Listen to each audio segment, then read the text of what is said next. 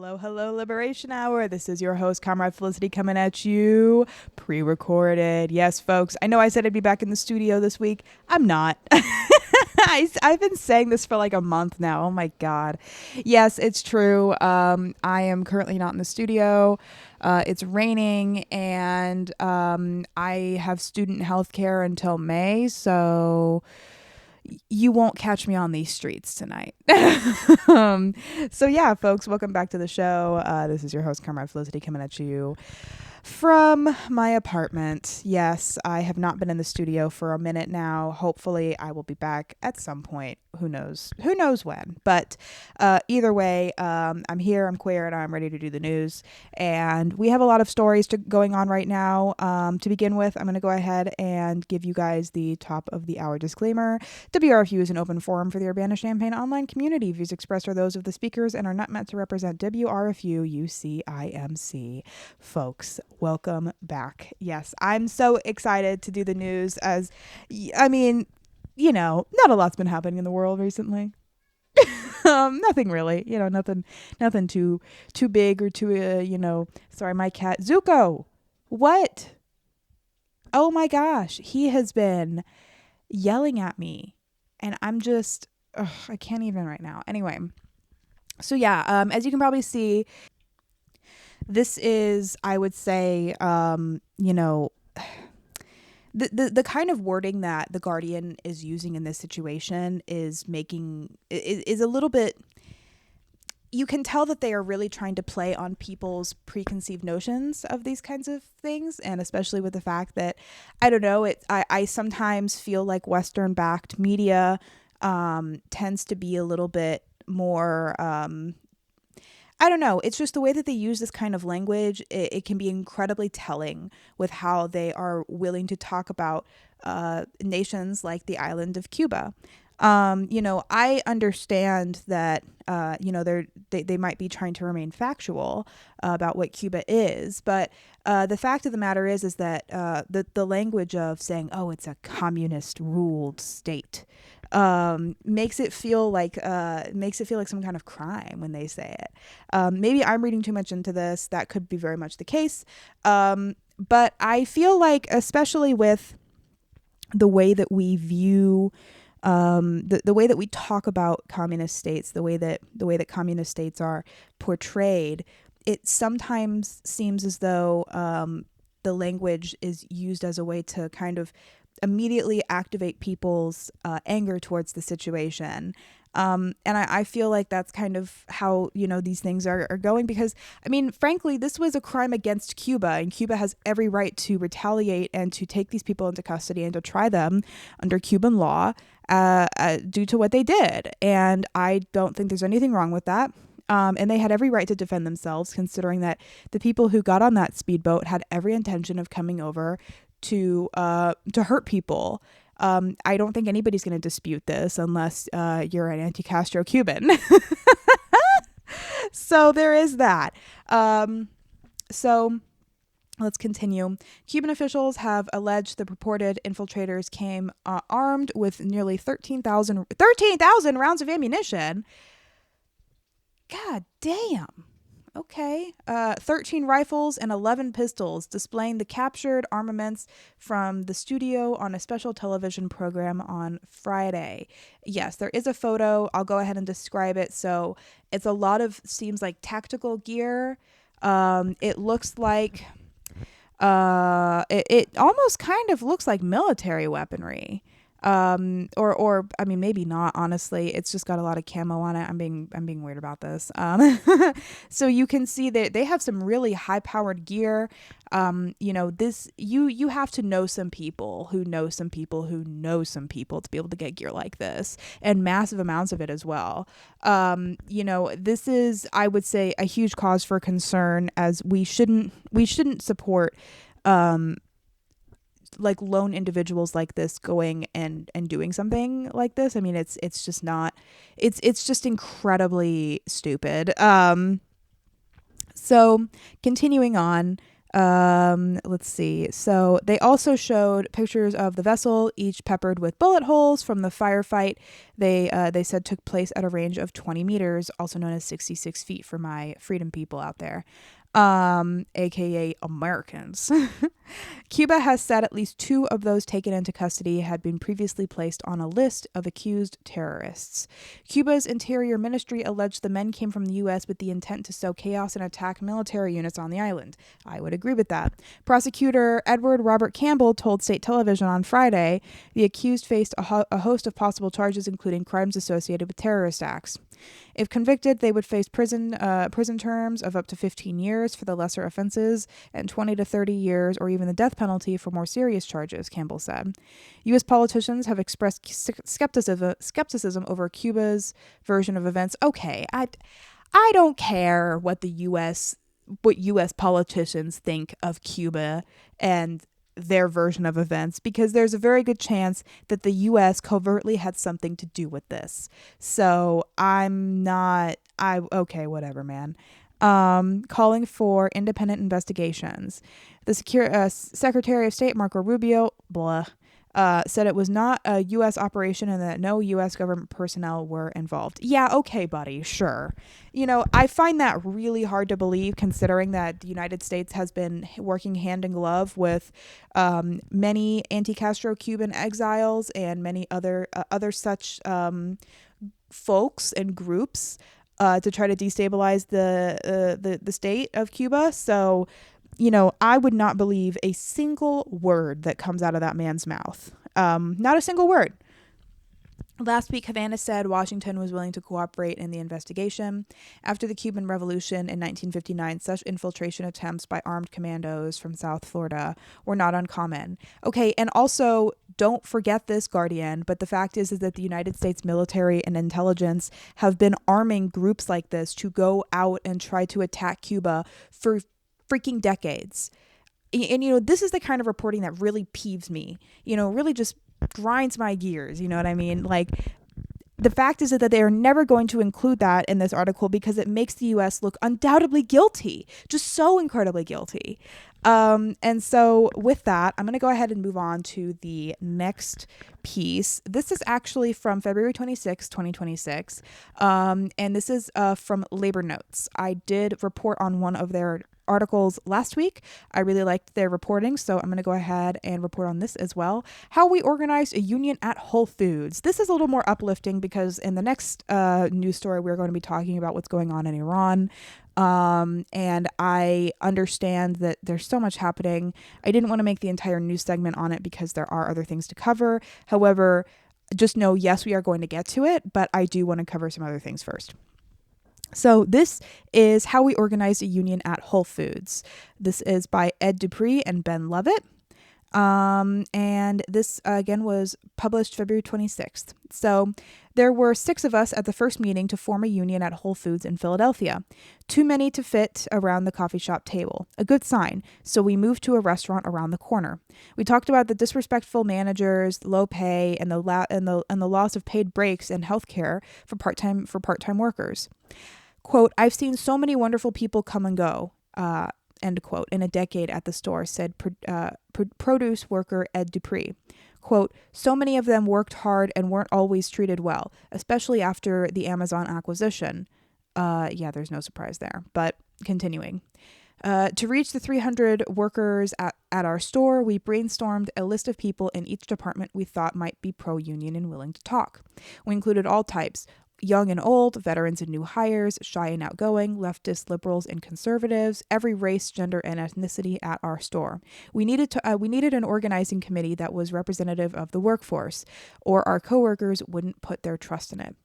Adapting what we'd learned from studying the Labor Notes book Secrets of a Successful Organizer, we made a plan to do two-on-one conversations with each person in this initial list.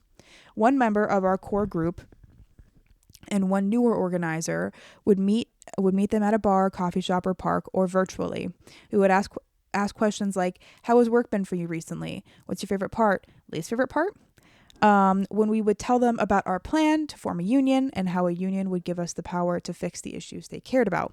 We found that that having a second organizer at these talks not only helped to train new organizers, but also made the conversations feel more relaxed. We aimed to have the organizers speak about 30% of the time, letting the coworker do most of the talking, since people tend to be moved most by the things they say themselves. If the coworker reacted positively, we would ask who they usually talk to at work, whether they thought those people would support a union and could be trusted to keep a secret, and whether they could talk with them to confirm their support. This was how our organizing committee began to grow. We used a spreadsheet to track assessments of where each coworker stood, updating it at least weekly until we understood the web of social connections. The spreadsheet also helped us see who we still needed to talk to. Building good vibes. Actually, I'm going to stop there for a second. That is an incredible way to organize, and we really need to be taking a page out of these Comrades playbook. I think that, I know how scary it can be to be an organizer. I understand how scary and hard it can be to get out there and put yourself out there, but nevertheless, it is incredibly, it's incredibly important, comrades, and it's something that we need to continue to do. I know that some of us have social anxiety. You might have personal issues going on that make it incredibly hard to organize. Perhaps it might be a disability, medical problem, or it can even just be the fact that you're not experienced, and that's okay. There are always ways that we can work with these variables. We can fix them, or we can find ways to accommodate them. I think that it's you have to get creative. You have to be willing to pivot and learn from your mistakes, and see what other people are doing and follow that. These people obviously have a very good blueprint for how they were able to organize a freaking Whole Foods, which, by the way, Amazon. There's so many things I could say right now, but I should continue reading this article. To build a sense of community and a feeling of joining something larger than ourselves, we organized group meetings, a group chat, and even a book club. Amazing. Reading groups are amazing for this kind of stuff. Meetings were held every 3 weeks at a bar or outdoor cafe and became a way of constantly integrating new members into the union community. Any coworker could be invited so long as we believed that they wouldn't run and tell management afterwards. We were systematic about inviting people a week in advance, confirming with them the day before, and sending a day of reminder. The agendas were simple: problems at work, things we'd like to change, recent conversations with coworkers about unionizing. At the end, we would plan who would talk to which coworkers next. To avoid devolving into complaining and gossiping, we relied on a strong facilitator to make sure everybody got a chance to speak, and we didn't spend too long on any one section. The larger meetings built good vibes. We saw how we were facing similar problems, how we all cared about organizing, and that we were making collective progress. Attendees left motivated to have their first organizing conversations, or just to keep going. Our group chat helped build community between meetings. Facilitators encouraged members to share day-to-day happenings at work and stories about organizing conversations. The book club was a stroke of luck. One coworker who knew many people but was afraid to start union conversations instead organized a book club that met every couple of months at a bar. The conversation was mostly about the books and other casual topics, but organizers got to meet coworkers we hadn't previously talked to, and when the opportunity came to discuss the union, we took it. After 10 months, we had 20 workers helping organize. The group was ever-changing because of the store's high turnover. We had determined that about 70% of our coworkers were pro-union. Most of the rest were still unassessed. We had identified only a handful of explicitly anti-union workers. Months before, we had set the goal of reaching 70% before we could collect cards to join the United Food and Commercial Workers. It was go time. Go time! Instead of the traditional paper cards, we decided to use a form that we could send as a link through our phones. This digital version was easier to circulate and asked for only basic contact info so workers could fill it out quickly. We started with our most supportive and trustworthy coworkers. By the end of the week, we had 45 cards, 15% of the store. We continued our union conversations out of management's earshot while stocking apples, searching an aisle to fulfill an online order, or frying wings for the hot bar.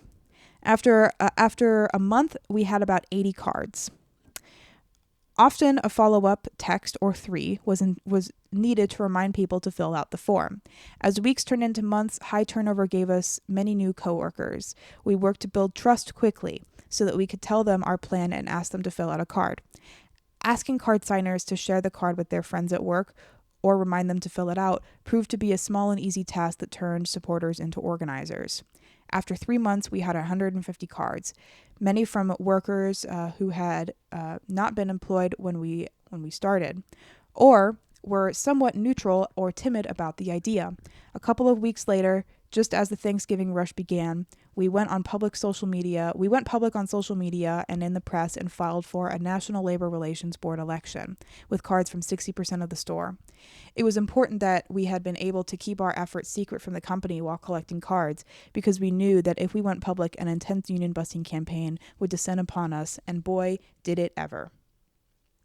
Okay, so pausing there, I think that, so first and foremost, this is such a great way to organize, and I think that we really need to be taking a page out of these comrades' book. Again, I think that I'm not going to be able to read this whole article, I don't think, because actually, no, I think I can. Well, no, let's just, as a little note, I just think it's incredibly important that we maintain how important organizing at work is. And even though that work does have such high turnover and it can be incredibly hard to get people organized, just remember that there's always a way, and we can always work forward. And it's a matter of keeping our revolutionary optimism, and also remaining realistic and being kind to ourselves about what we can and can't do. It's okay that it can be incredibly hard to organize, just so long as you keep trying, just as long as you keep going. That's what matters. And so I am actually going to go ahead and move on to the last story of the day, because this is kind of some of the most important stuff that has been happening. And I mean, we kind of need to talk about it because, needless to say, the United States is at war with Iran. If you haven't seen the recent news, or you're just living under a rock again, the United States and Israel made a targeted and coordinated attack against the state of Iran. It was incredibly calculated, and I would say was something that was definitely it was pushed primarily by Israel, but the United States most certainly wanted to go to war with Iran, but just didn't really have a good reason to go to war with Iran until Israel basically gave them a good reason. We have to remember the role that Israel plays for the United States.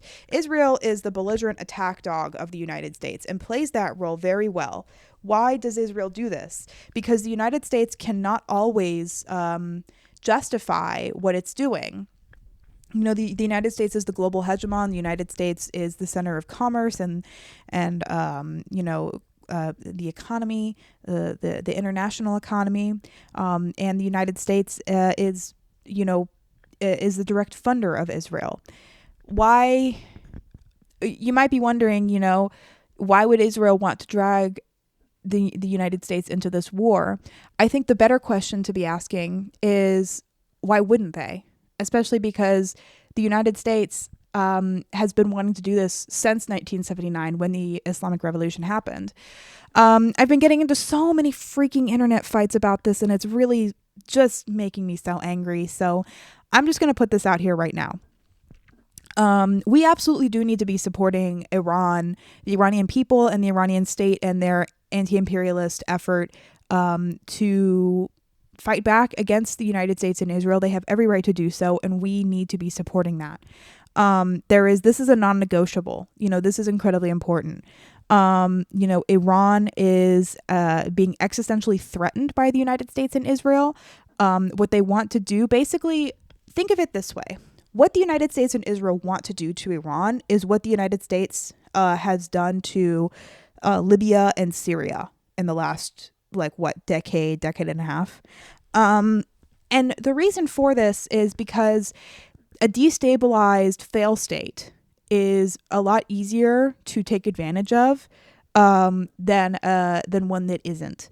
The thing about it is that everything that the United States has done thus far proves, in my opinion, that they don't really care about, that none of this is about regime change, not in the way that people think it is. None of this is about protecting women or anything. No, the United States and Israel do not care about that, and they never will. Why would they? What they care about is completely destabilizing the Iranian state so that, and basically making it a fail state so that they can take advantage of their natural resources and their labor to and completely exploit it, make it into a neo-colony, and basically have it be what Syria and Libya have become since the United States basically came in and screwed everything up. I'm not saying that those were perfect states at all. They certainly were not. But the United States has a huge part to play in why that is the case. So with that said, we as leftists and as communists more specifically must always remain critical and must always remain vigilant about the current, about what we support and the situation at hand.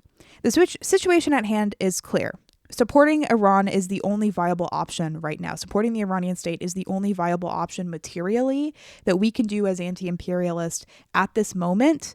And that means on the ground here in America. That means organizing your communities, doing strikes, doing protests, and pushing back against our own government and what it is trying to do to the Iranian state. I completely understand that we need to be supporting Iran, and we need to be supporting Iran in their anti-imperialist action.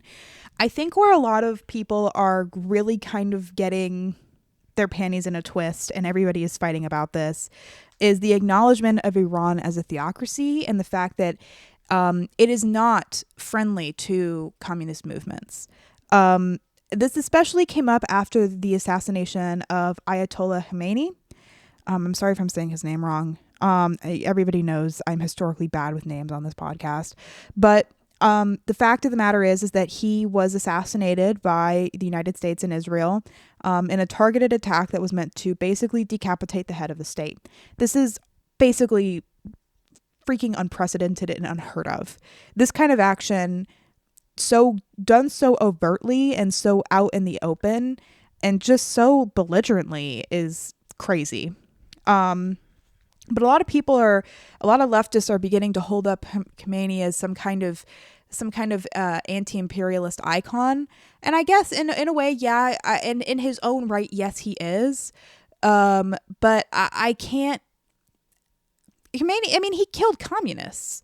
He was one of the biggest reasons. I mean, there are thousands of dead Iranian communists through the years that he was in power, and even before that, can be laid directly at the feet of him and the theocracy of Iran.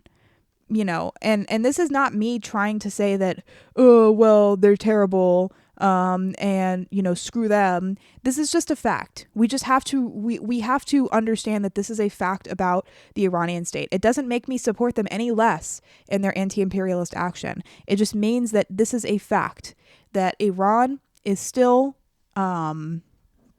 has problems as a state, that the RGC is not a perfect government at all. There is no such thing. And we must remain critical, and we must remain vigilant, and we must remain materialistic. And that means materially right now understanding that our support for Iran and their anti-imperialist action is absolutely required. But that should they make it out of this situation in one piece? And I hope to God they do. And I'm not even religious. And I hope to God that the Iranian state is able to make this out, because we know that whatever can come afterwards will probably be worse. If if the United States and Israel get their way, whatever comes after will absolutely be worse. We also have to remain realistic on what the Iranian state is and what they support. They do not support leftist action. They do not support a true workers' republic. This is just a fact. We have to keep this understanding in the back of our minds as we continue to support their action. Because there will come a time, should they make this out of the other side in one piece, that we have to reckon with what they will continue to do. And I'm saying this to keep nuance in the conversation, because absolutely America is the great imperialist evil, or is one of the great imperialist evils. But states like China and Russia are absolutely still involved in this situation. And I'm not sure if they're going to back Iran in this. I haven't really seen much news coming out of that. I could be wrong. I could be ignorant. And if so, please leave a comment. And because this is the thing is that there's been, we're trying to decide if we want to do an episode on this right now. And the fact is we just don't know enough. Things are happening so fast that I don't even know. Things could change within the next 24 hours completely. And, if we were to film an episode on this now, I fear that in a week it's going to be completely obsolete, because the conditions are going to completely change. And we might end up having to completely repivot our analysis. We just don't know right now. The situation has not stabilized at all. And I would much prefer, I think that we're probably going to do a dedicated second segment to the Iranian, like probably a second episode, because I've already done an episode on Iran, but I would very much like to do a second episode specifically on Iran and what's going on right now. But I would like to do it hopefully in a few weeks, and hopefully when things have died down, because I really do not want this to turn into another global conflict, a global war. That would be terrible. None of us want this.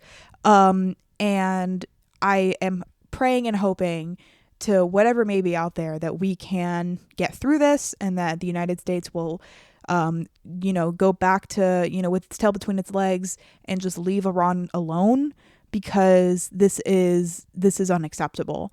And this is an ever-changing situation. We really don't know what's going to happen next. And so I need everybody to remain vigilant and to understand that, the decapitation of the Ayatollah as the head of the state. I mean, I don't think he was literally decapitated. This is, him as the head of the state being murdered and assassinated. This is a huge deal. And this is only going to make things worse. I am not going to pretend to be some kind of supporter of the Ayatollah. That's not the case at all.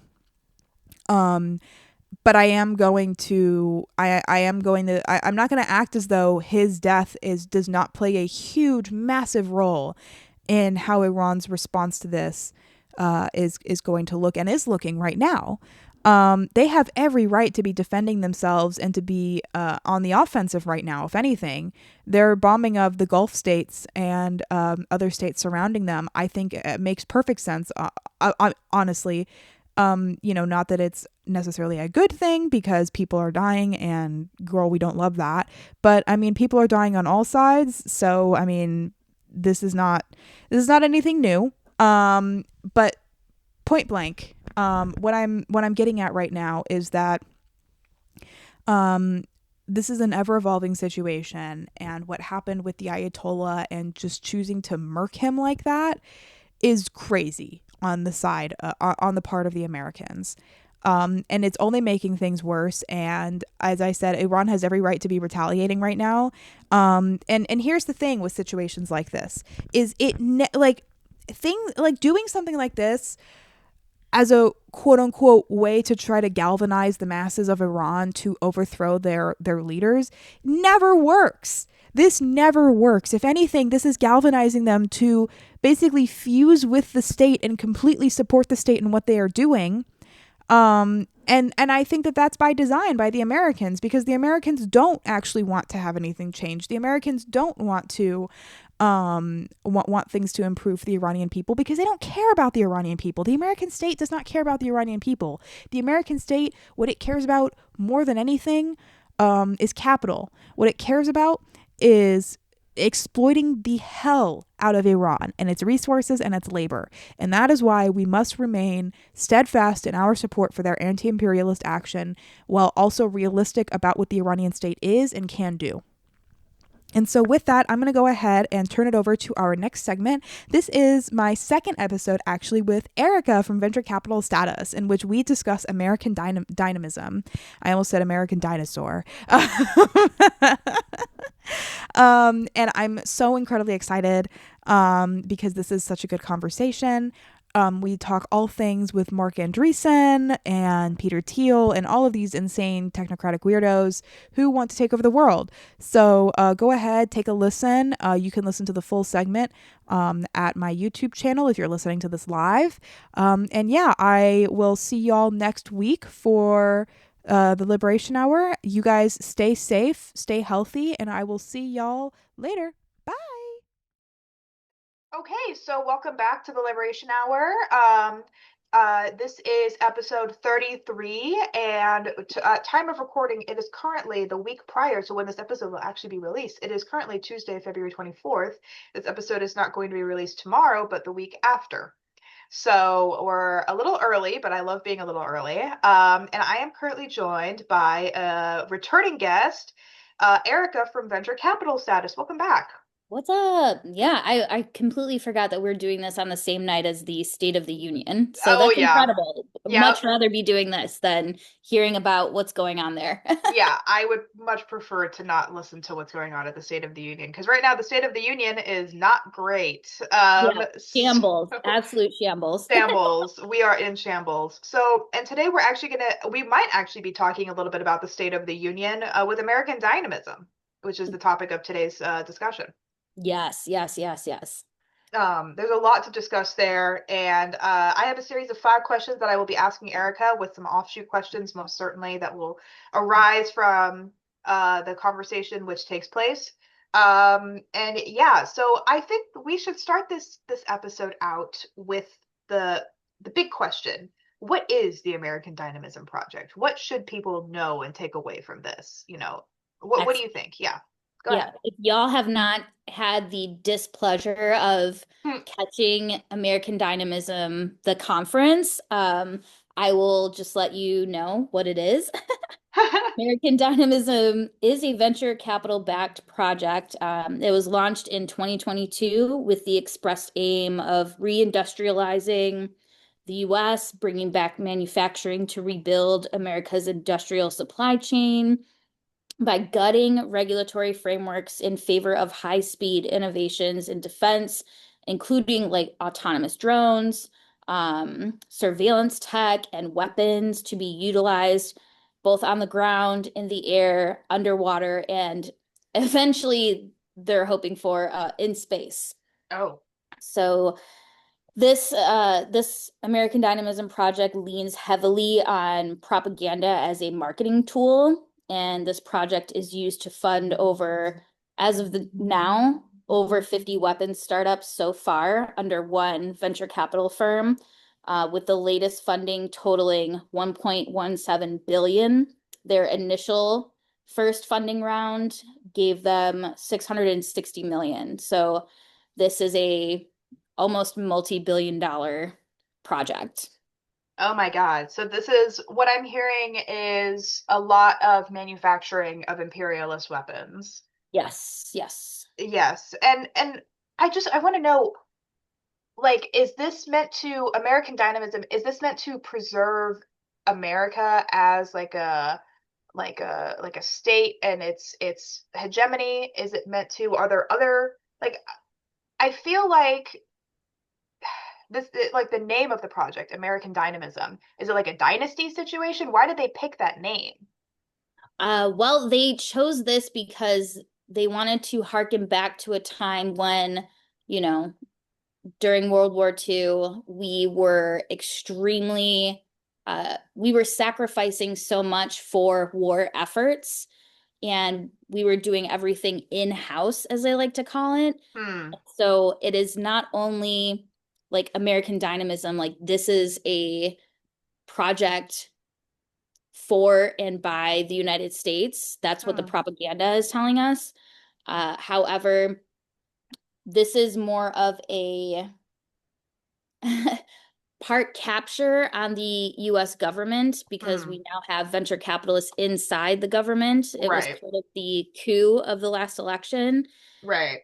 And now it is using like traditional American Christian values as a way to like, we used to be great. And now our manufacturing is done overseas.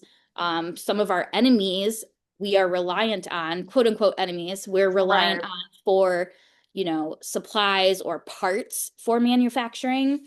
And so this is sort of a like, we need to keep us, quote unquote, safe from external enemies, foreign enemies, by producing, manufacturing, and bringing to scale products that will annihilate these same enemies. Hmm. um, so it is very much like, yes, US, patriotism, nationalism, but at the heart of it, it is venture capital wants to run the show. They want to run the government. They want to make the calls. They want to deregulate. Um, Hmm. yeah, hopefully that answered the Yeah. follow. Yeah, no, I found the name so interesting and so telling, I feel. It's just so strange to watch them just say it out loud. Yeah, and like I will, okay, so now that you've said that, um, I'll get into the architects of this project, Yes. but one of them, her name is Catherine Boyle. Anytime she gets on a podcast or an interview or a live talking about American dynamism, she loves to say that in Silicon Valley, like a decade ago, it was just absolutely taboo. It was frowned upon, not just frowned upon, but she makes it seem like if you were patriotic or if you showed interest in national security a few years ago in Silicon Valley, you would have been thrown off a cliff, you would have been decapitated like that. that What? like it was just so taboo because it Hmm. wasn't, hip or cool or edgy to be interested in America. Um, However, it didn't take a whole lot for y'all to invest and then Hmm. do this propaganda campaign, and people really latched onto it. So, yeah, I'm also not there's so sure how true that is the thing. Like the whole concept of, oh, we weren't patriotic at all. yeah, I wasn't there. I wish I was so I could, Right. so I could have seen it for myself. I was not in the tech industry, but I can't, it surely it was frowned upon to be like, we want to build weapons on top of like software technology. I'm Right. sure people were like, ew, that's kind of gross. Especially when Google tried to partner with the government on Project Maven. I think that Mm-hmm. was 2019, 2018. And that was shot down because we all hated that. We all were very much like, why is tech getting involved in war? Right. Um, but again, it didn't take a whole lot of time for them to flip the script, and now people are so invigorated and so motivated by an American Dynamism project. So Hmm. here we are. That's so interesting. And so Silicon Valley, yeah, I mean, I feel like Silicon Valley was kind of like so right for the taking on that, for that. Yeah, they were Like, just a bunch of liberals. They were easy yeah. to bring to the other side. And I also feel like it only takes one or two to change the bunch, you know. It Yeah, only like even if it was kind of the meta at the time to be like quote unquote like with the like with like wokeness, because like wokeness at the time, especially after Trump was elected, like I very much remember the first Trump term being like, oh, all of these like tech entrepreneurs, they hate Trump, you know, like they're right. And some of them did. Some of them were, they invested in Democrat politicians, uh-huh. but they're still playing both sides.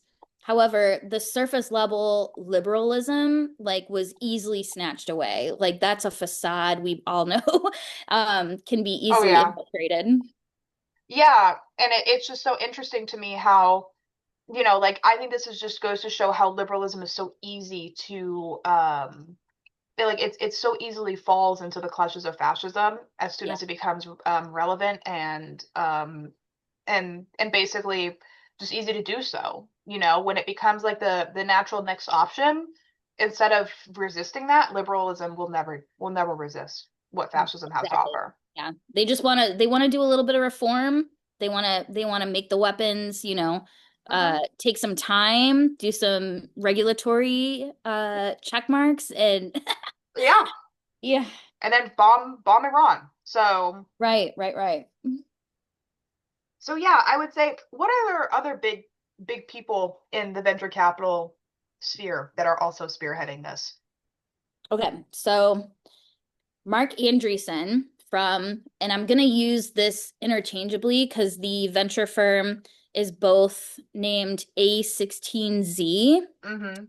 and Andreessen Horowitz. I So see. I don't want to confuse anybody, but I will use those two interchangeably so people understand that A16Z is Andreessen Horowitz. Um, but Mark Andreessen and Ben Horowitz of the A16Z Andreessen Horowitz firm hired David Ulevich as a general partner back in 2018. In 2019, Andreessen brought Ulevich and Anduril Weapons founder Palmer Luckey Oh. together, yeah, based on interest in investing in national security, something still, what I mentioned, relatively taboo in Silicon Valley. A16Z won an investment deal with Anduril against another Silicon Valley venture firm called General Catalyst. And General Catalyst also funds weapon startups. Hmm. Catherine Boyle, who I already mentioned, was a then partner at General Catalyst and had high hopes for winning the next national security investment against A16Z over flak safety surveillance. So this is when flak needed funding. Uh, and flak safety also went with A16Z instead of General Catalyst. Hmm. So then, because Catherine Boyle and David Ulevich had this kinship with, national security, putting America first. Andreessen, I'm sorry, Flock Safety founder Garrett Langley introduced Catherine Boyle and David Ulevich, and then Andreessen then brought Boyle onto the A16Z team, and Catherine Boyle and David Ulevich launched the American Dynamism project together in 2022. Huh. So yeah. Huh. Other notable venture capitalists do include obviously JD Vance because he gave the keynote at the American Dynamism conference 2025, and he assisted in the coup of the US government, but Yep. also other figures who are lesser known. Trace Stevens from VC firm Founders Fund, which also funds a lot of weapon startups. Joe Lonsdale from 8 VC. And Joe Lonsdale did gain a bit of recognition from tweeting about how we need to put communists in the grave and how uh, Oh. this investment in American Dynamism and the weapons projects is a way to kill the communists and get rid of them. Oh. Awesome. Yeah. They're Real, gonna real gnarly shit. they're gonna drone strike my apartment complex. But honestly, I think they are less concerned about communists in the United States and much more concerned about like Latin American communists Oh and yeah. communists abroad because unfortunately um they're much more of a strong collective and Right. they are much more involved and have a little bit of power as opposed to here in the US. Like, We don't have communists here, any. I love you, but we're a mess, bro. We are slowly building up. But it is nowhere near as big as, like, for example, our Brazilian comrades have a lot going on. They are Our German comrades are very Yep. but APL, we're on the map. We're here. Yes, thank you. We're Thank you. here. Yeah, but yeah, I mean, it's true, and I wouldn't be surprised, especially with the way that things are turning in against Americans. I mean, as you probably saw, Erica, the murder of Alex Preddy and Renee Good. Yep. Two white people, although there were 8 people since the beginning of the year that have been murdered by ICE. Yeah. The 2 white people have gotten obviously the most news coverage, but it is also proof that none of us are safe anymore Right. because they can just kill people who are considered in America first class citizens and get away with it. Exactly. No one is safe. If you're defending, the public, if you're defending immigrants, your ass is on the line. Yeah, absolutely. So yeah. So Joe Lonsdale of 8VC, Mm-hmm. a big communist hater. Sean McGuire of Sequoia Capital. Sequoia Capital has also funded many weapons startups. And together, as a sort of monopolized cartel of venture capital firms, they have all funded many weapons startups. And also InQtel, the venture capital arm of the CIA, is Oh, involved. Yes. So always love the CIA. So over 70 weapons Yep. startups came out of these firms over the last several years. And that's just weapon startups. I'm not talking about like AI specific or, anything like that. Just weapon startups alone, over 70 of them over the last 70 or several years. Yeah, so there's venture capital seems in some ways to be consolidating around this. Yes, yes, that is something we need people to know that venture capital is now operating as a monopoly within themselves, which is like, so so Yep. par for the course for how capitalism has worked out. Right. And now these funders have billions and no trillions collectively to Yep. spend on these projects. They do. They do. And it seems as though you have all these little firms, but while they are these little like decentralized firms that exist to, I guess not little, they have trillions, they have trillions collectively at their disposal, but millions and billions individually at their disposal.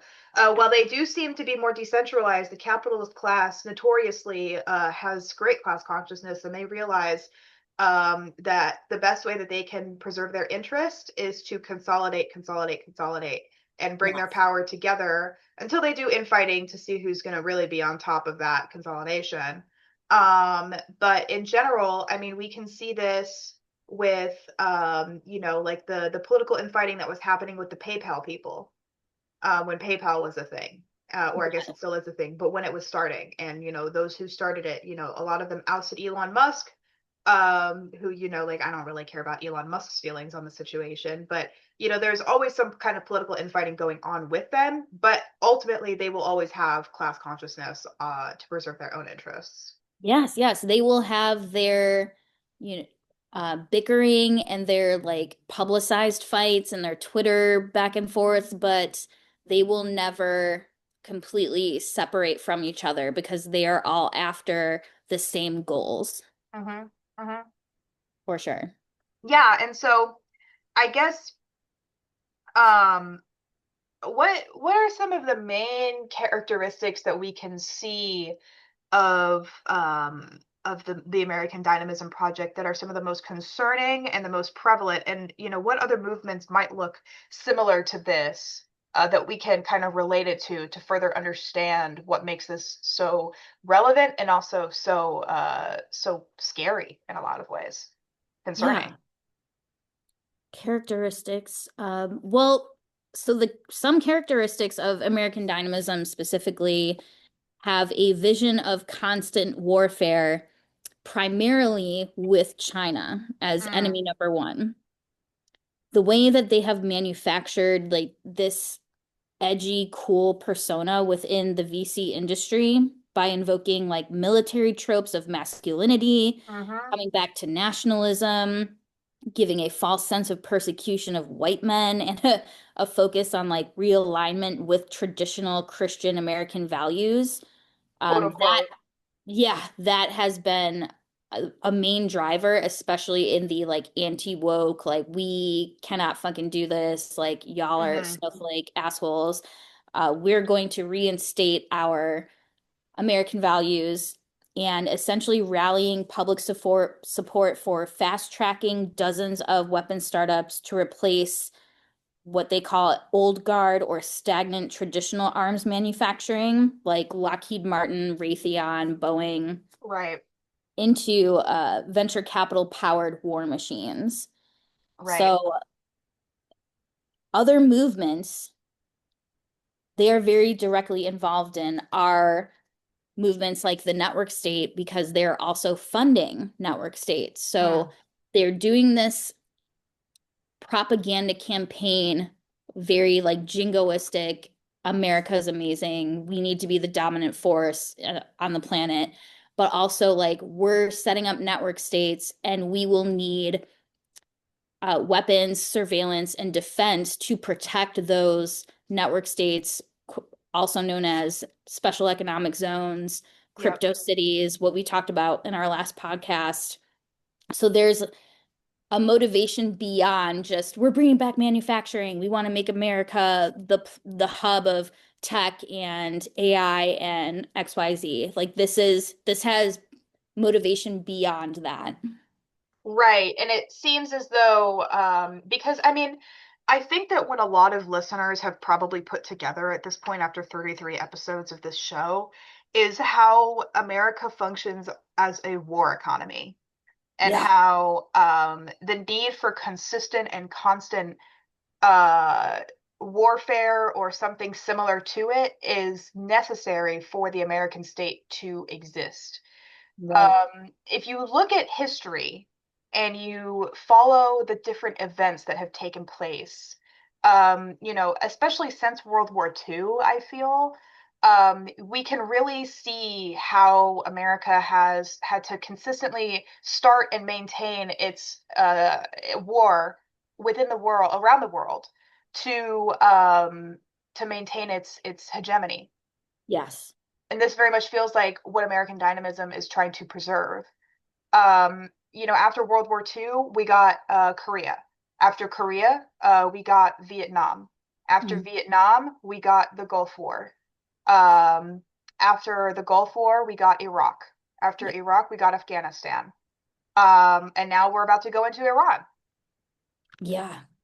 So we can really see over the decades how America has consistently needed to maintain a constant state of warfare in order to maintain itself.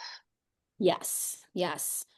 The contracts, the weapons, the invasions, the faux liberation of countries, Mm-hmm. and telling the American public like they're under so much pressure and oppression from a dictator or, Saddam Hussein or Maduro most recently. And so these are the justifications for uh invading, for colonizing, for imperialist Right. motivations. No, certainly. And I don't, this is kind of a little side tangent, but kind of circling back to when we mentioned the CIA briefly. Have you seen the edits of the CIA whistleblower John Kirikou going around the internet recently? No, I have not.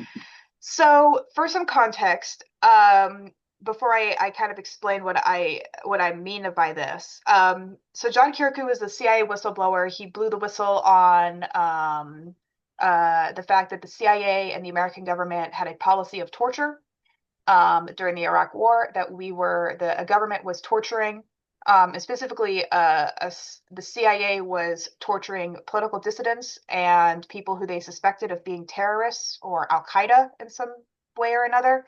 Are really anyone who was like seen as maybe someone who was a confidant of Osama bin Laden, even if they had absolutely no connection with Osama bin Laden.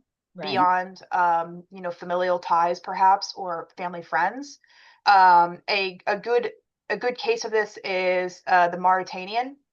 There's a movie called The Mauritanian, which is about a man who was born in Mauritania, I believe is the country. I could be getting that completely wrong. Or the Mauritian. I might be saying the name completely Precious? wrong. What?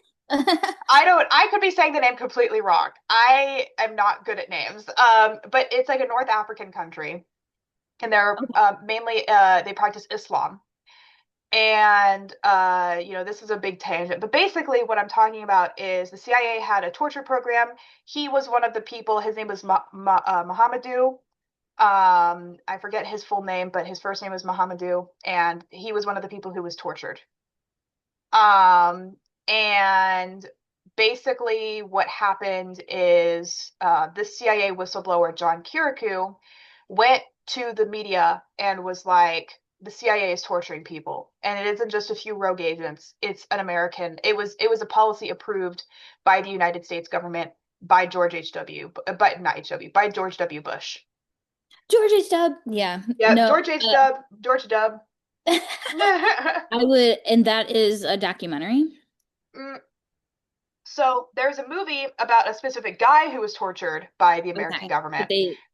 it's not documentary It's style. not a documentary style, but it is a little bit lived up, but it's got the general strokes of what was going on. But John Kirikou, he's a special case because he was a whistleblower. He basically he resigned from the so he joined in 1989. He resigned from the CIA in the early to mid 2000s, and then he became a whistleblower. And he basically went to the media and said, the United States government is doing this. And then he served about 30 months in jail after he was investigated. And it was like it's all very shady. Yeah. But he has been doing a ton of podcast interviews, so many interviews, so many like, and talking about his, like what the CIA, what his experience as a CIA agent and everything, all the things that he did. And there is a recent interview that he did.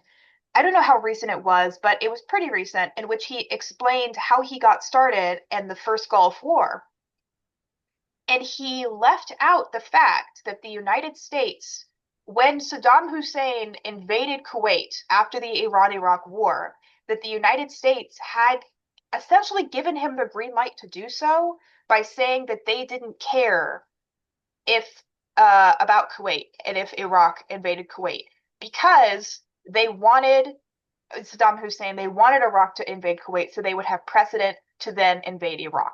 Yeah. Yeah. That makes sense. That makes And, sense. but John Kirikou left that out. And it's because once you're intelligence, you're always intelligence.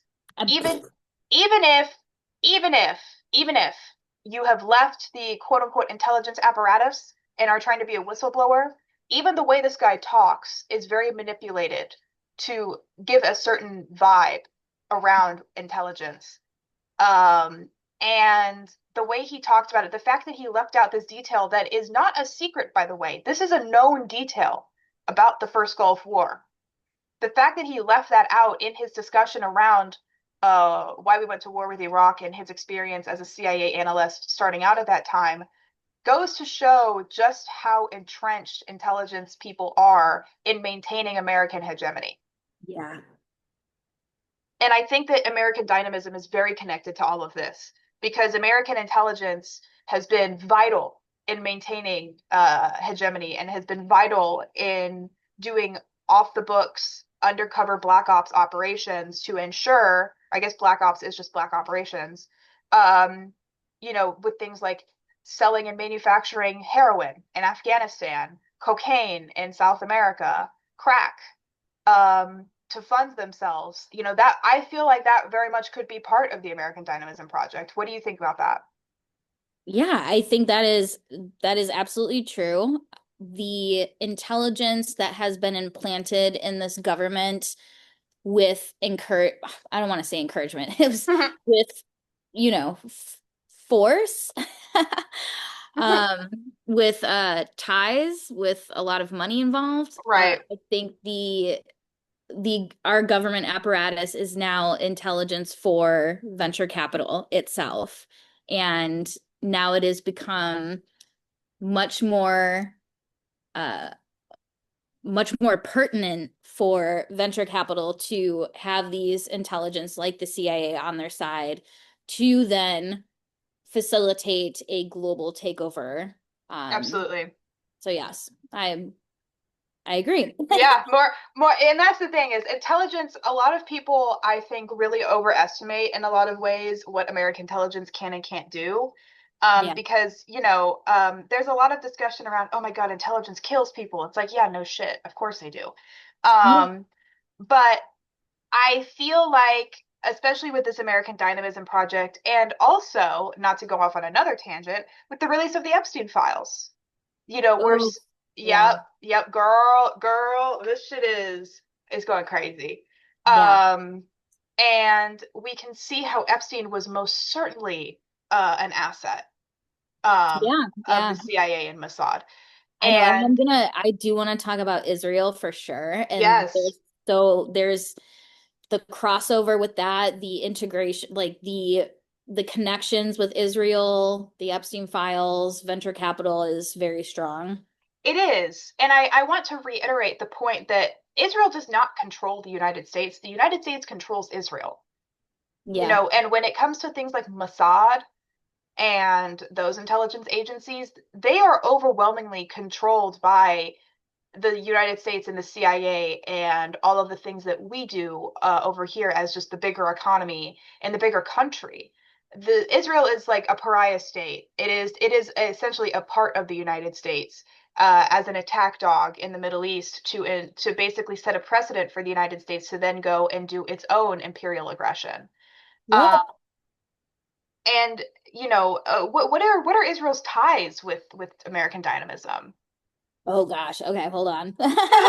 So so is all of the VCs that I mentioned, including the CTO of Palantir, Right. uh what is his Alex name? Karp? No, not No. Alex Carr, the CTO. The CEO CTO. obviously, Oh. well, he's the Zionist, but like through and Oh through. yeah. But let me look up his name really quick so I don't want to mess this up. No, it's okay. Yeah. I didn't know there was such thing as a CTO. There's so many names. Yeah, Shyam Sankar. He is the CTO of Palantir, and he is a serious Zionist. Um, Let me dig up. Yeah, so there is an Israeli startup tracker, and in 2024, Israel solidified its position as a global scale up powerhouse. So venture capital invests a ton of money in Israel, and Palantir is very much a huge part of that. Um, Hmm. Despite the ongoing war and genocide or geopolitical tensions, the Right. tech ecosystem achieved remarkable milestones, unexpected funding levels, and high value mergers and acquisition deals through US venture capital. Hmm. Israel is or Israel's tech sector and Silicon Valley venture capitalists are genocide profiteers. So the Right. rise of this technocratic state of Israel provides an explicit model for venture capitalists to like develop their own sovereign nation. Hmm. And the reason I bring up Palantir and Shyam Sankar, Larry Ellison, obviously, who now owns TikTok and is Yep. pushing Zionist propaganda. All of these people are also involved in turning Gaza into a network state in itself. There's a lot of funding being had, a lot of surveillance tech, a lot of weapons, but also they want to create a tech city, a crypto AI driven tech city in replacement of Gaza. Hmm. Yeah. Wow. That's a lot. Yeah, yeah. I know before this podcast, I was like, man, there's so many names, so many things I need to add, so many things I want to say. And I was like, how do I harness this in a way that is going to be comprehensive and also concise, but also not delivering too many names and too much information that is overwhelming. And it's hard to do. It's incredibly hard because there is so much to know, and it's why we're doing multiple episodes on this topic, not just American dynamism, but venture capital in general, because it's so Zuko. Sorry, my cat's Zuko. What? Stop it! I'm recording. Oh my goodness, come here. Okay, well, he's just gonna be like that. Anyway, yeah, and I think that venture capital is so evil. But you Yeah. mentioned AI. How is AI included here? Yeah, AI is a driving force in American dynamism specifically. Hundreds of AI startups have sprung from the venture capital firms I've mentioned, and American dynamism is utilizing AI in autonomous drone warfare, weapons, and surveillance tech. And AI is also a crucial part in their gearing up for a war with China, especially over the fact that their AI ally and partner, Taiwan, is facing rising tensions with China, and Taiwan has become a vital partner with the US over AI hardware. So, in that alone, AI is being used to manipulate and find resources like copper or precious metals, which is wild. And it is also being used to kind of take the human element out of warfare as Hmm. much as they can to make this war and battlefield being a little bit different. War being, autonomous drones in the air, in the sea, on the ground, and then on battlefield, strapping soldiers with headgear that is AI powered, can let them know like Huh. what's ahead of them, what's behind them, um, you know, uh, things of that nature that minimizes human element so that the war feels so far away, and we can take solace in knowing that not as many people are going to die from our end. Huh. So AI is a Yeah. huge, it's a major tool for American dynamism and their weapons projects. Right. And it seems as though AI, especially with the way, I mean, I don't know if you've seen this recently, but it just came out that we're going to run out of fresh water within the next, probably the next decade if AI continues to eat it up the way that it has been.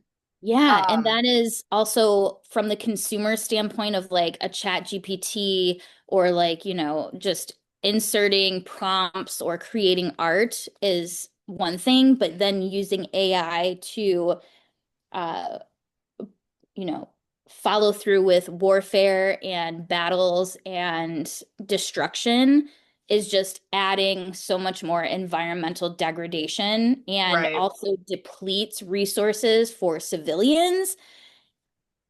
It's really scary. It And is. I'm glad that folks are on top of like data centers and the protesting there, but we need to reach levels of disbanding and dismantling like the VC structure and capitalism.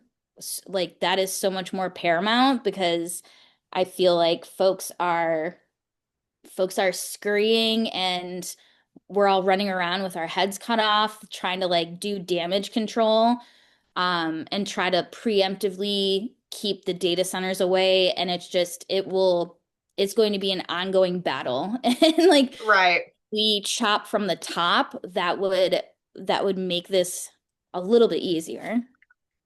Right. And I think that you venture capital, God, they're so evil. They're so cartoonishly evil.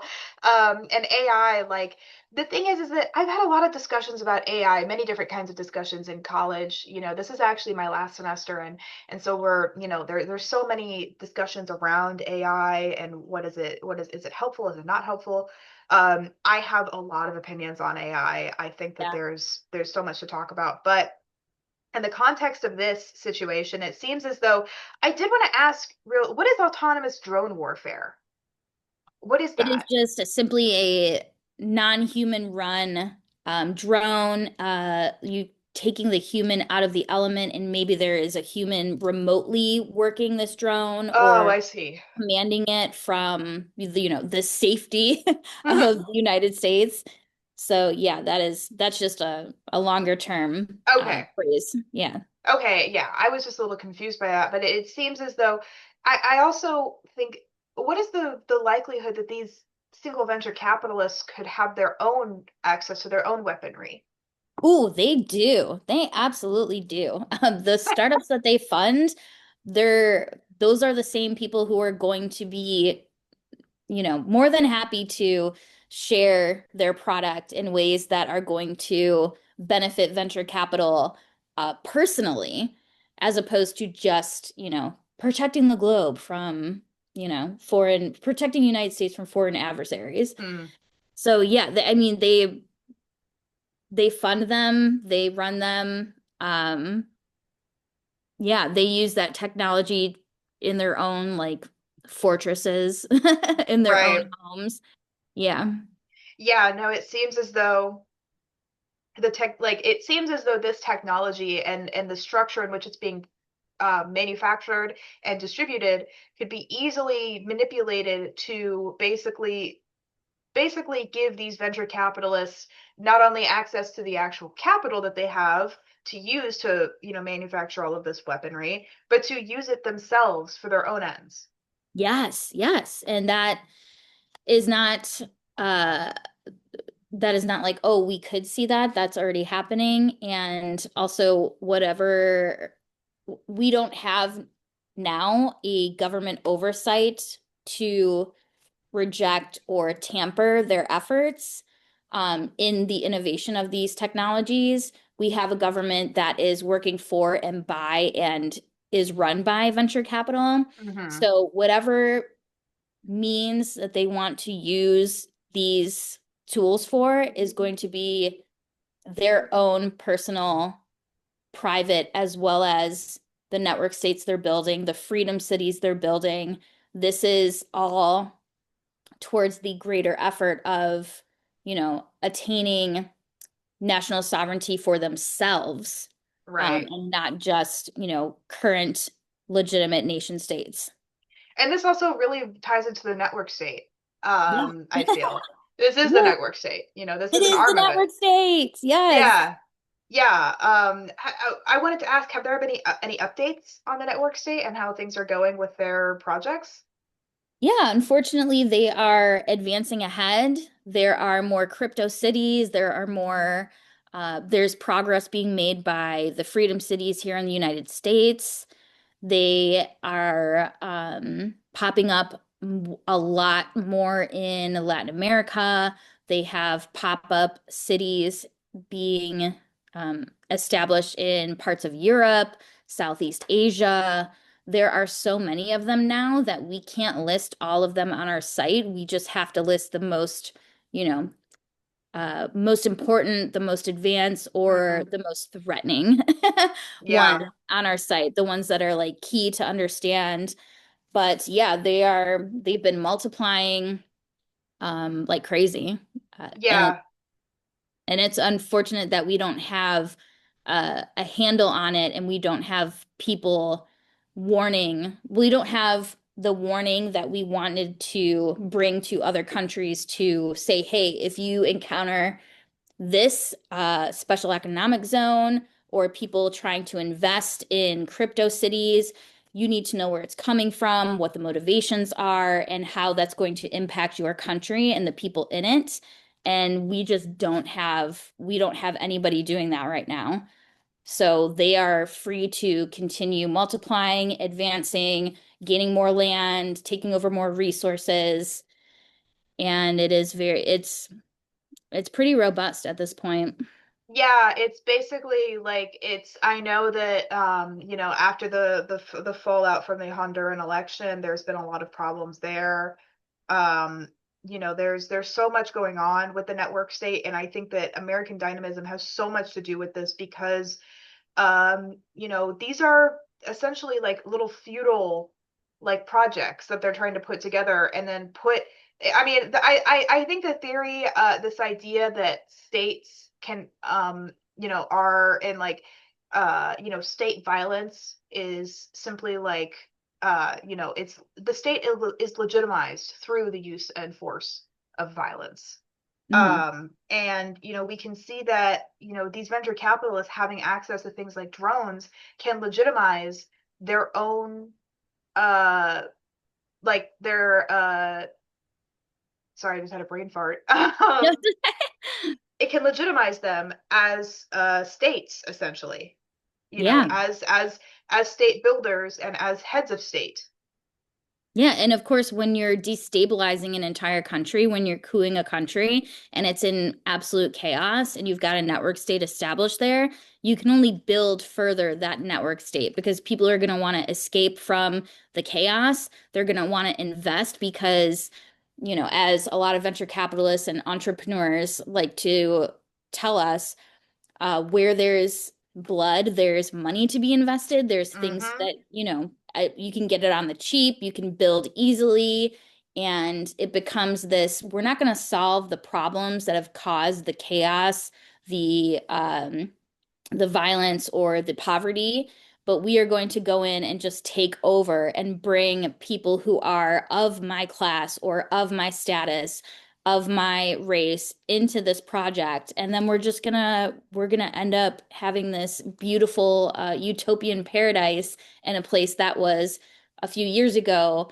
This total like nobody would travel there and everybody feared for it because it was suffering under either sanctions by countries like us, or Right. it was suffering because they were not being included in like the free market capitalist economy. Right. And it seems as though, there's this whole concept of we need to liberate them from themselves. Right. We need to, it's like, American liberation is essentially just the installation of neoliberalism and making that state a vassal state of the United States and to and um and making them basically do the bidding of the United States interests. Yeah. Um, and we can see that with, like, for example, um, I think that like the toppling of Libya, the botched toppling of Libya and everything Ugh. that happened with, when they ousted Gaddafi, you know, um, we can see how that went terribly sideways, and now slavery is like a thing in Libya when that hadn't been a thing when Gaddafi was in power. And of Yeah. course, Gaddafi wasn't an amazing person. It's not like No. not going to sit here and say he was awesome, but But the we went fact in there and we made it worse. that we made it exponentially worse, so terribly bad.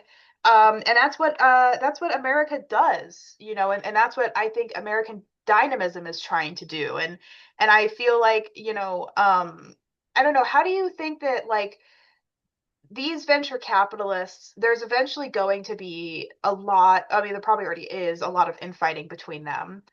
Um, do you see any one venture capitalist kind of coming out on top as like the top dog in this situation? Ooh, Mark Andreessen. Absolutely. Yep. Mark Andreessen from Andreessen Horowitz, also known as A16Z, is the architect of most of this. And he does not get a lot of public scrutiny. There was some mention of him here and there in articles that we as a group helped put into publishing. Hmm. However, he is intelligent enough to know when to back off when things get heated and just let Peter Thiel take all of the public scrutiny, all of the multiple, Antichrist series that they folks did, and, naming him as like this devil incarnate. But it is, if not for Peter Thiel, if there wasn't a Mark Anderson, there would not be a Peter Thiel. So Hmm. I would love for people to zero in on him specifically, especially him and his venture capital firm, because the amount of funding they've put into everyday things that we use, the public uses daily, as Right. well as network states, as well as intelligence, as well as AI software, weapon startups. Like there, that is the top, that is the most powerful venture capital firm in the world, probably. Right. And I don't know a lot about Mark Andreessen is the thing, because I know about Peter Thiel.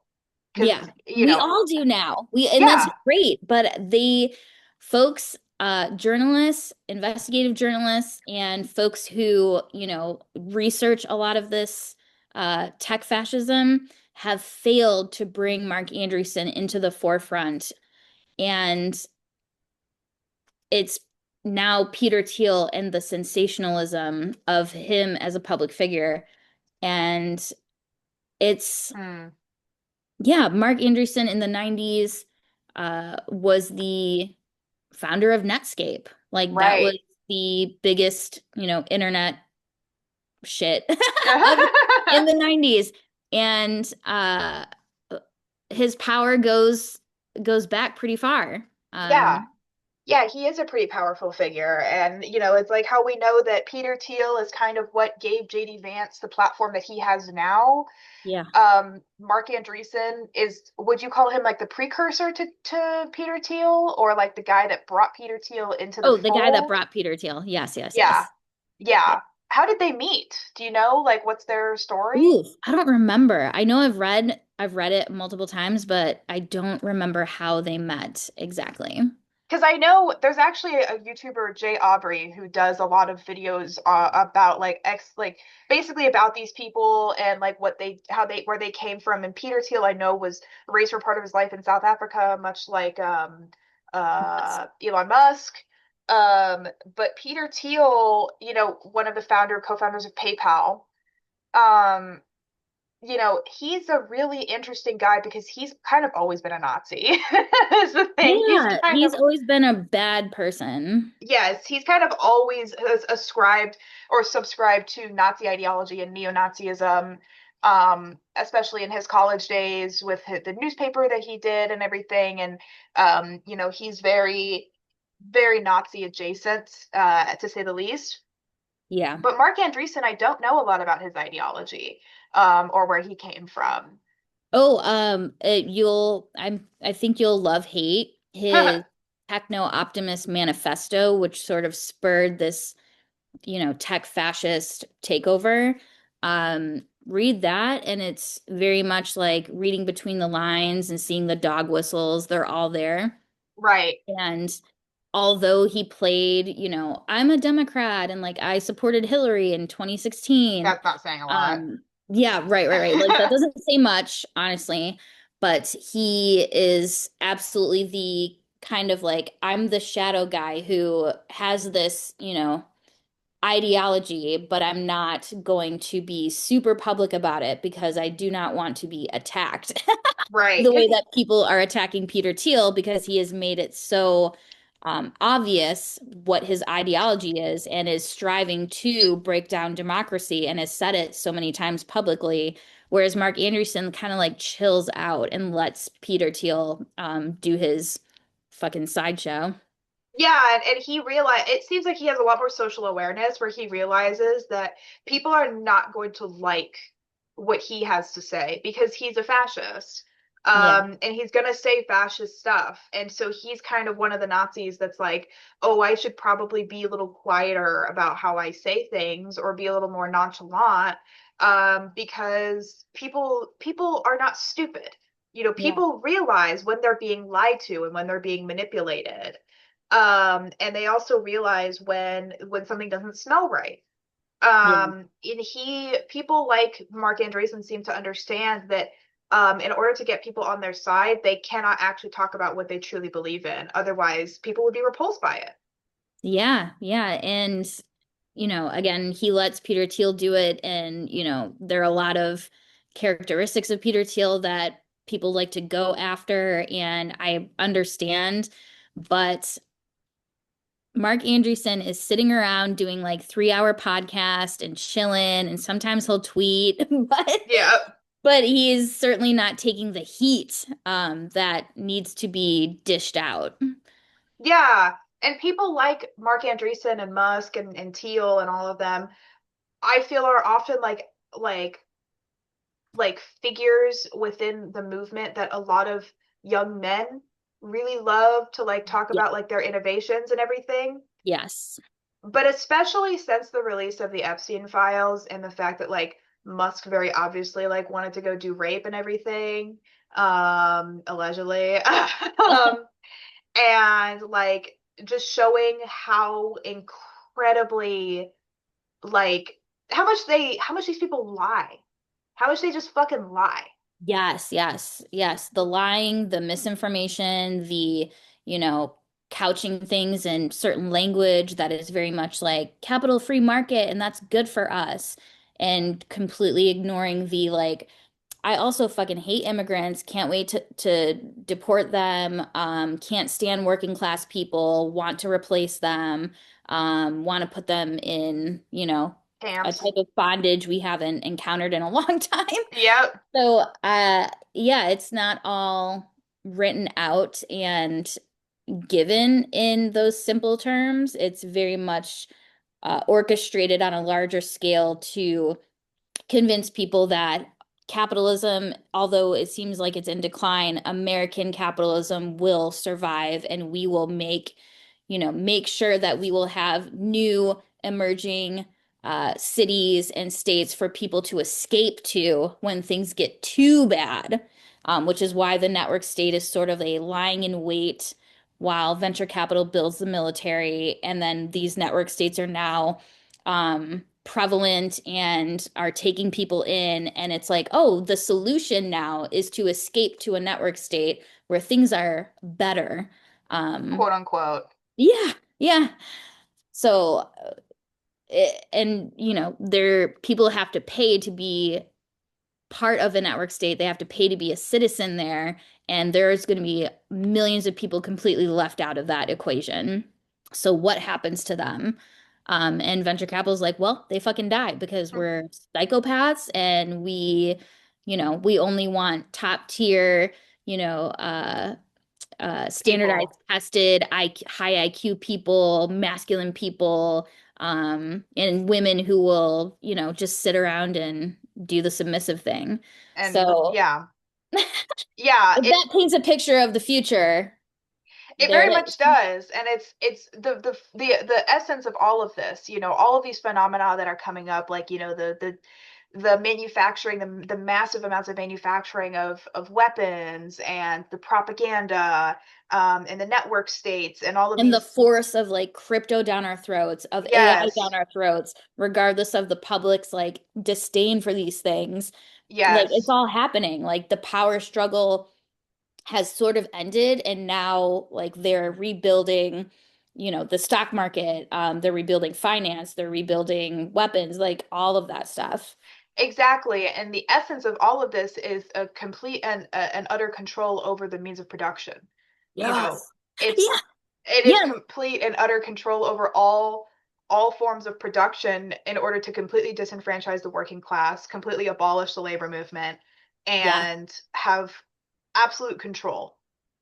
Yes. Um, And I'm gonna mention again, Mark Andreessen is very well read and has like he understands communism. mm, Not like a Trump supporter does, but truly has read, you know, communist figures, has read philosophy, and understands like what a communist resistance could look like and could be, and is definitely wiping that away. Is like, we're not doing that.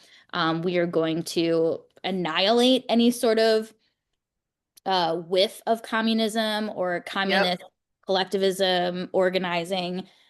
He knows. Yeah, and they often do is the thing. Something that Comrade Kamalo recently, or he said on the show at one point, you know, the only thing more dangerous than a fascist is an intelligent fascist. Yes, yes, thank you. Like the way that a lot of folks assume that these people in tech and in Silicon Valley and the venture capitalists are just somehow these dumb idiots who have made it purely with a silver spoon in their mouth and they're just sort of have a lot of money to spend is so not the truth. Like, Yeah. if they were that stupid, we would be winning. Yeah, Um, exactly. And also like I do think there are some like figures within the movement that are incredibly stupid. Like Elon Musk, I do believe is like actually kind of clinically stupid. Um, but yeah, Mark Andreessen is not. Peter no, Thiel is definitely not, not. Definitely not. you know. I don't think Donald Trump is smart, but I don't think he's necessarily stupid. I think he has good social instincts. Yeah, I and think he's he a shrewd capitalist. Like, yeah. that's all they need. Yeah. And that's the thing is Mark and the thing is that because the thing is Kamalo when he was telling me about this on the show we were talking about a Nazi newspaper, like a Nazi like message board that called like Stormfront or whatever the heck it was. Oh, very familiar with that. Yep. Yeah, and they like there was a Nazi that was asking, what is Hoxhaism? And which is like a Hoxha is like a figure within the communist movement. And one of the Nazis replied, "Oh, just Marxism-Leninism." And that's the thing is they know what this stuff like an intelligent Nazi is a scary Nazi because they Yeah. actually know what our movement is. They know And what how we organize. Yeah, go ahead. yeah, and all of this like venture capital gaining so much power, cooing countries, not just the United States, but also Venezuela, Honduras, like these people they don't fear liberals. They fear the communists because we are the antidote to the fascism. Mm-hmm. So they understand that that's the enemy. And even though communism in America is in shambles and we're not organized, they know that in other countries it very much is. And so they have to be a step ahead of that. They have to that's why, the number one enemy is China. That's why they kidnapped Maduro. Mm-hmm. So yeah, the antidote to fascism is communism, and anything in between is sort of like, well, we'll capture them when we do. Like like Exactly. they will get absorbed mostly by our side. Exactly. And that's the thing is they understand like that's why when liberals are anti-communist but they are also like socially very left, I'm like you are not doing yourself any favors Yeah. by being an anti-communist. And then this is why I can be so resentful of anarchists because they're kind of similar. Because the people who are, as you said, the true antidote to this are the communists who understand that the way that we move the world forward is through the working class. Mhm. And the last thing that these fascists want is an organized working class, an intelligent working class, and a well-educated working class. Yes, and I want to definitely say to your point of an uneducated working class, these same venture capital firms doing, network state, AI, weapons, they recruit specifically young folks, especially men, young men who have barely started college, are maybe going to enter college or have only spent a Mm, year in college and they are right. yanking them by giving them because they have so much money are like, hey, we're gonna give you 10 grand and you can do whatever the fuck you want project um as long as give us something. And Mm, it's also like we will now take you on as an employee or give you a position, which is also again why during the coup of the American government in 2024 the implementation of Doge with 19-year-old men calling yep. themselves big balls, like that's not just a weird coincidence or like a crazy, oh, look at this shit, we're going to put a 19-year-old in the government. Like that is part of their strategy. Getting young people who haven't fully formed in, you know, uh, And their opinions. philosophy, in Yeah. ethics, in global politics, getting them on board and like molding them into what they need to carry out their fascist projects. Right. It's just they don't want. merit based on experience or professionalism. They just want young people that they can capture with money to Yep. then continue doing their bidding. So yeah, the education part is key to their continuation of success. It almost reminds me of, do you know the Handmaid's Tale show with Elizabeth Moss? Yes. It reminds me of when like basically like that fascist takeover happened in the show, you know, the precursor to like the Handmaid's Tale.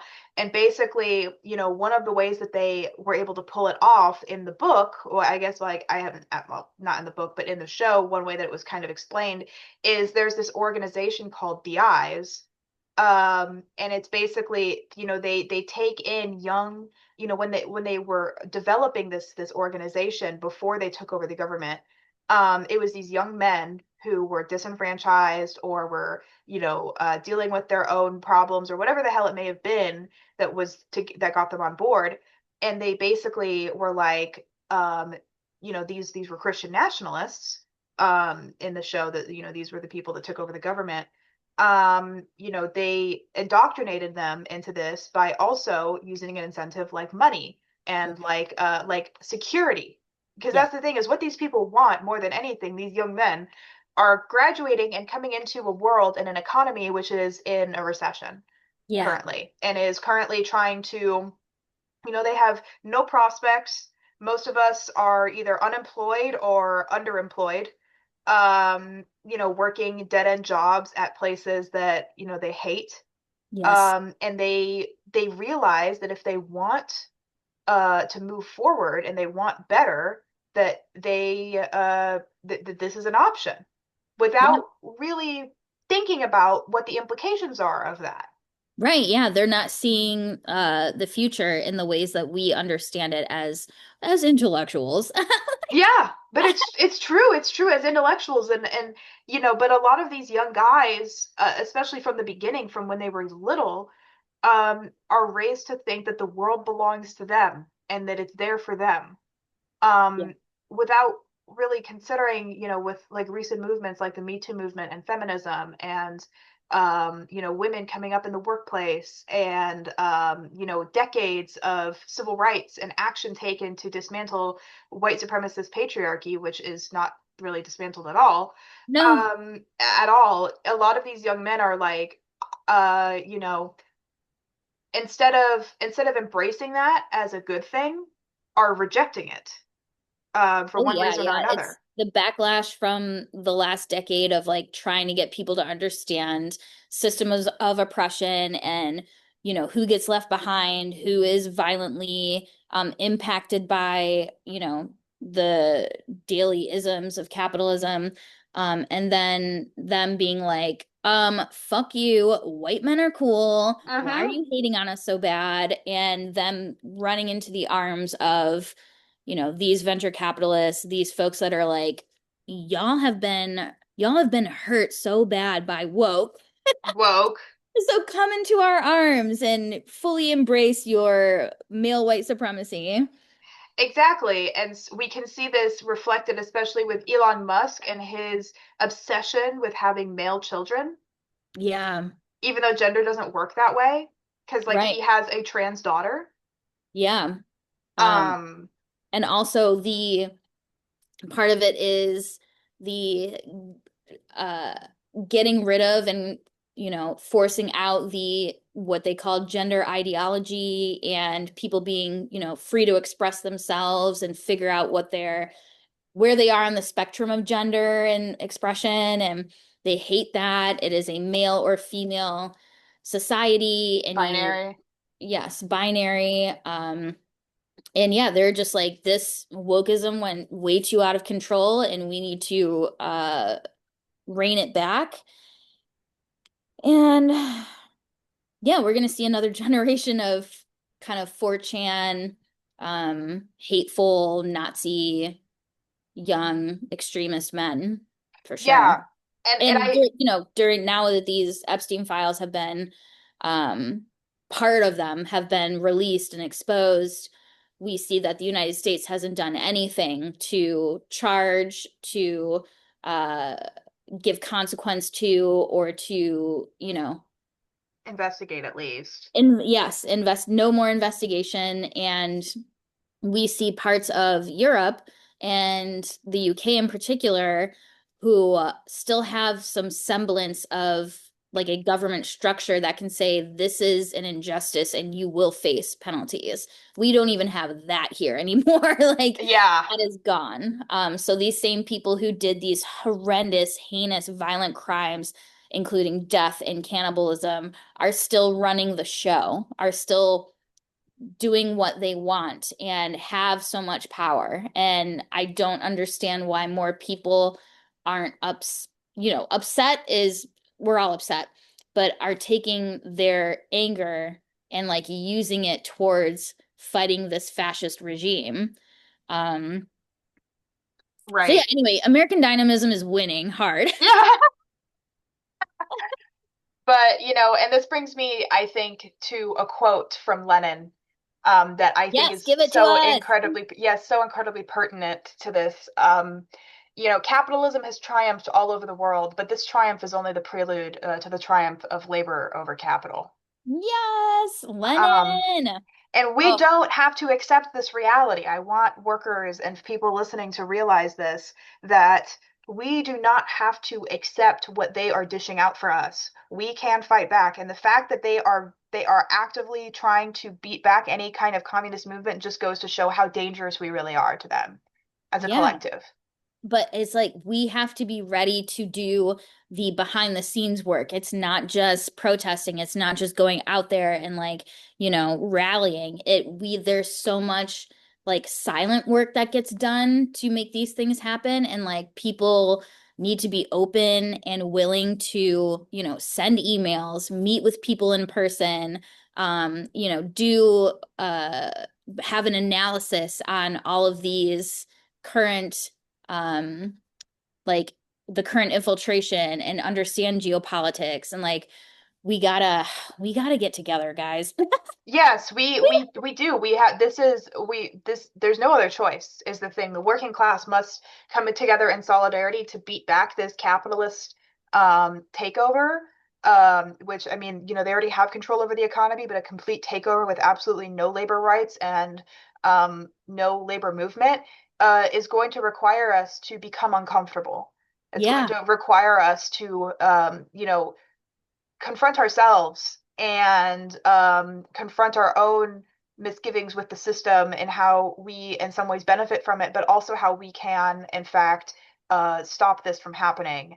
yeah, And the fact is that the working class is international, and when we realize that things like beating immigrants and trying to deport immigrants, this is the precursor to what they want to do to citizens, yeah, yeah, to people who yeah. It's happened. are, Like you mentioned yeah, before, people are getting killed for defending immigrant rights. absolutely. So and on top of that, people need to know the difference between being uncomfortable and working through something and then being in pain. Like Absolutely. the discomfort will only help you grow. And if we can also just like we need to lock in, we need to hunker down, and understand that the internet is not always a place for activism. Like we need to be Yes. activating outside of it, especially because all of these venture capitalists I've mentioned own every social media platform, every one of them. Blue Sky, Twitter, Instagram, Facebook, TikTok, like these are not avenues that we can rely on anymore to galvanize The working masses. class people. Yes, exactly. Yes. Of course. And I think that there is a time and a place to use these platforms for posting, but Oh, for sure. but you're right. You're right. The fact is that a Discord channel is only going to go so far, folks. Yeah. We have to be organizing in the streets. You have to be meeting your neighbors. And a big part of being a communist and being a leftist and part of the working class is also doing criticisms and self-criticisms and understanding where you fall short and where your comrades might be falling short and how you can do better. This doesn't mean being an asshole. Right. And it doesn't This mean like we're purity testing everybody. And if you make a mistake, we're gonna fucking ostracize you, not at all. Like No. we're so far past the point of like picking out people's mistakes and like shunning them for not being as as Yeah, radical as other folks. Like that's over. Like that's not that a did thing. not help anybody. And yeah, and that's also, I feel, a tool of liberals to try to demonize the working class movement, saying, "Oh, well, you just purity test. You use purity politics." And it's like, I'm sorry, but if you support the state of Israel, that's not purity That's not politics. purity. That's like, bitch, You need, you need re-education. yeah, you girl, yes, yeah, straight to the gulag. Like, no, it's true. It's like the fact is that the purity politics aspect of it is often, I feel, liberal demonization of what we actually are doing, which is holding people to account. You know, Yeah. if you're going to hold a position that is harmful, you're going to be called out for it, and you're going to be called in to have a conversation. And if you're Yeah, not yeah. willing, We want to bring you in and be like, hey, man, this is not okay. this Like, here's how this should work. exactly, and it's about doing not only criticism of others but self-criticism, and realizing, the thing about being a communist, and this is something that Lenin has really pushed. This is something that's so incredibly important to the movement, is realizing and openly admitting your mistakes. It is okay to be wrong. It is Yeah, okay to misdiagnose a problem. The problems come when you are unwilling to admit that you are human and that you make mistakes. yeah. And it's okay. It's okay. We are people. We are not perfect. There is no such thing. And No, so, no. None of us were born revolutionaries, as my no, good friend likes to say. no, we have all come to it in our own way. Whether it's earlier in life, later in life, whatever experiences those may have brought. I recently had Comrade John on the show. He didn't become a communist until his 40s. Nice. Better late than never. Right than never. And that's the thing, is now he's a wonderful cadre member. He does amazing art, has such wonderful insight, is incredibly intelligent, and knows so much about other movements, and is an asset. He's a great comrade. And it's okay that he didn't get it immediately. That's not the point. The point is that he got there. Yeah. And everybody's on their own journey towards finding the revolution within themselves. And it's important to remember to have grace and empathy, and that doesn't mean that you don't maintain your principles. It simply Right. means Yeah. that we realize that everybody's on their own path, and that's Yeah. okay. Listen, a good example of that, which didn't work out so great, but we will keep trying, is when we initially came up with, used our research to then publish, and we knew that we were going to have to talk to folks and like get the word out there among people who maybe weren't as radical as us. And so we got into contact with a couple of liberals, and we Hmm. were like, listen, we just need this information to get out there. And they unfortunately, as liberals do, really watered it down Yep. and broke apart like the kind of core, like we're seeing fascism. Like they didn't, in the beginning of us collaborating with them, they did not want to use the word fascism. Right. And it was very disheartening. And then these folks also then took our material and then did not credit us, and also used it as a way to, uh, what I said before, like kind of put on pedestals people like Peter Thiel and Mm, attack him in ways that did not help us understand what venture capital was truly doing around the globe. It was, right. oh my God, let's make fun of these idiots. Let's use them to be disgusted by as rage bait. And so and so our Right. experiences with the liberals that we have dealt with since our inception about 3 years ago has been really bad, but we gave it a very serious effort. We tried. We were like, we're gonna have to bend to some of these folks. And now they are using the term fascism because they were forced to. Uh, so it was just a matter of time, and they're still not kind of bringing the public the information that needs to be shared. So we're doing this on back channel alone. Like, Yeah, absolutely. And that's the thing is, and maybe those liberals will come to change their mind, but it takes a lot to really change someone's mind. And the fact is that if they're not willing to use the correct terminology, which by the way is scientific, we are yeah. measuring these things. We are trying Oh, to yeah. We're further not just understand. we're not just calling things fascism because we don't like it. We are going through the checklist of like, okay, so in order to label this specific effort or this project as fascist, what does it need to have? And we go through the checklist. What are the And it's like, characteristics? Yeah. yeah. And they're like, holy shit, this fills up all of them. Yeah. So we have done the work of, you know, applying language in a way that is incredibly accurate and not just a way of saying we hate that side and we hate what they're doing, so we're going to call it fascism. That's not what our analysis is. Yes, and and that's the thing is it's important to realize for people that these concepts that we are talking about are scientific concepts within the like what we are doing is measuring variables. We are trying to understand how this fits into the broader social movements, and this is it's important to apply the scientific method and scientific principles to the study of these venture capitalists because it will much more accurately diagnose the solution Yes. rather than giving into propagandistic efforts.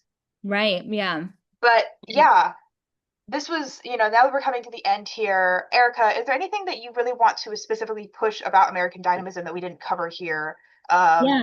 yeah. I okay. One thing that I wanted to mention was also that American Dynamism is now doing a lot of meetups. They're doing conferences. And of course, we have the American Dynamism conference, but there was also a conference about, was it 20? It was 2023, right after the, you know, Israel genocide Right. really fucking got aggressive. Yeah. Um, there was a defense ventures summit and I did visit it. I went in just to figure out like, okay, what are they saying? What are they doing? What projects are they involved in? And that was like the first major conference of bringing together venture capitalists, uh, military, ex-military and current military folks, and them kind of coming together to figure out how do we put military and venture capital together and how do Mm. we maximize the profit? How do we minimize the cost? It was incredibly eye-opening.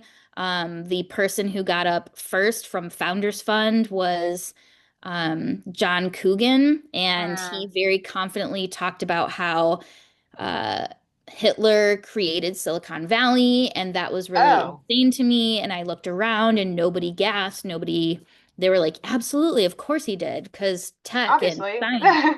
Um, and then so that that summit is had shut down after that. They didn't get a lot of funding, but now it is reemerged as the Reindustrialize conference, which happens in Detroit, and it's going to be happening again, I think, late spring of this year. And it's bringing together, the weapon startups like Palantir, Anduril, Skydio, Shield AI, and they want to use Belle Isle. I'm from the Detroit area, so this was like very close to home, literally. Hmm. But they want to use Belle Isle off of the Detroit metro area. It is currently a city park, and they want to turn it into a manufacturing hub as a way to be like, well, it sucks that Detroit fell so hard after the automotive industry. So now we want to bring manufacturing back specifically to create a freedom city dedicated to weapons manufacturing in Belle Isle. And so it's if you're from Wow. Detroit and you're hearing this, please, or from Michigan, please like find out, how you can get involved in stopping that or, at least talking about it with people. And yeah, it's Wow. Yeah, Well, I'll just so I want to point people to things that they could look up and like see what they can do or protests that could be had. Literally anything. absolutely. Absolutely. Yeah. Well, that is so incredibly important. We will be, send me any links you want me to put in the description. Yes. And yeah, thank you so much for coming on, Erica. This was so informative, and I can't wait to have you back on the show again. But Yeah, yeah. we're gonna get real comfortable with each other. Oh, we are. We already are. I feel comfortable, but it's just now it's gonna grow. It's gonna It's, be we're oh gonna yeah. run this shit is gonna run so smoothly every time. Yes, it is. Yes. And I think that thank you so much for bringing your knowledge and informing people and doing this project because it is so important what you guys are doing. Thank you. Thank you. Appreciate Yeah, it of very much. course. Well, I'm gonna go ahead and hit stop.